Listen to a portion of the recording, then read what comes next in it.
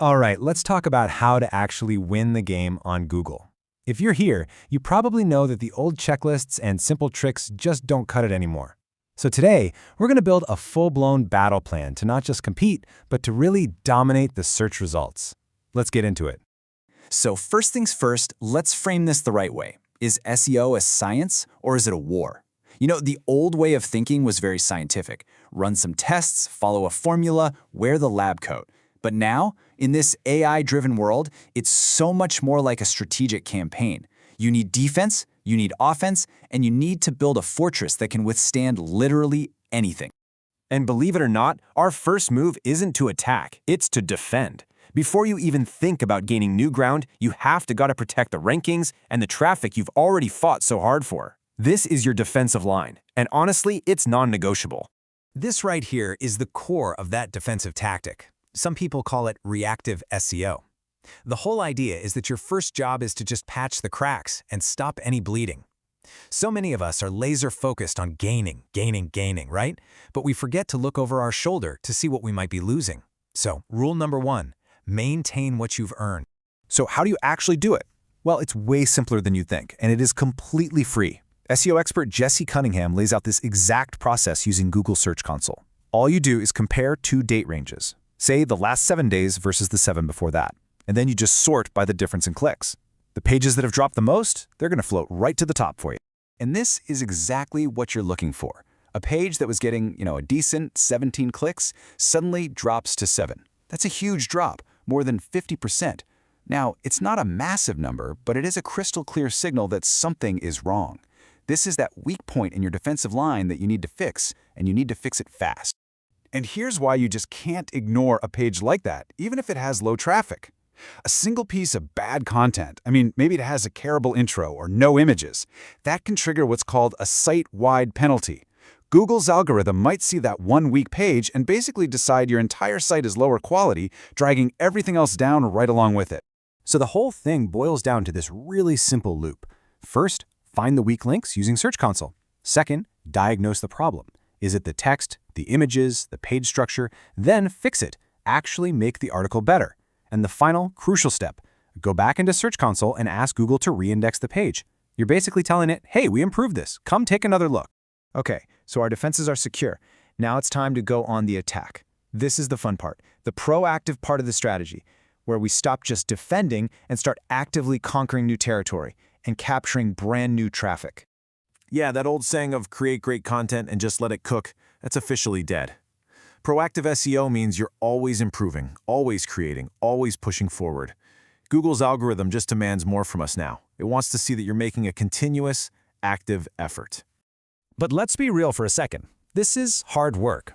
When the team over at Ahrefs decided they were going to refresh just one of their articles on blogging tips, they later admitted they had severely underestimated how much effort it would take. It's not just a quick tweak here and there. A full content refresh is a major project. But this is where AI can be your secret weapon. The Ahrefs team used ChatGPT kind of like an assistant. First, they tried a quick fix, just asking it to rephrase their headings to be a bit clearer. But the real breakthrough, that came from the second prompt, where they asked it to do a content gap analysis. And boom, it immediately showed them they had completely missed huge topics like social media, content strategy, and even using AI itself. And the results you can get from this kind of AI-assisted approach can be absolutely staggering.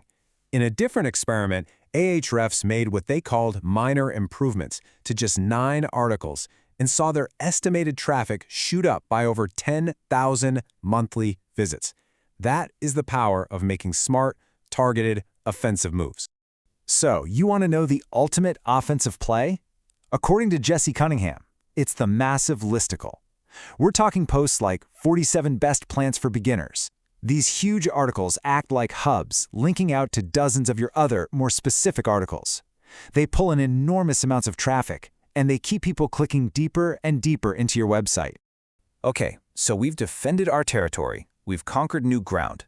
But what's the long game? Well, it's building a brand that's so strong, so trusted, that it can survive any algorithm update Google decides to throw at it. It's time to build your fortress.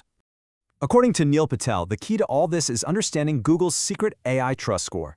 The best way to think about it is like a credit score for your brand. You can't actually see the number, but every single thing you do online either raises it or lowers it, and that score directly impacts how visible you are in search results.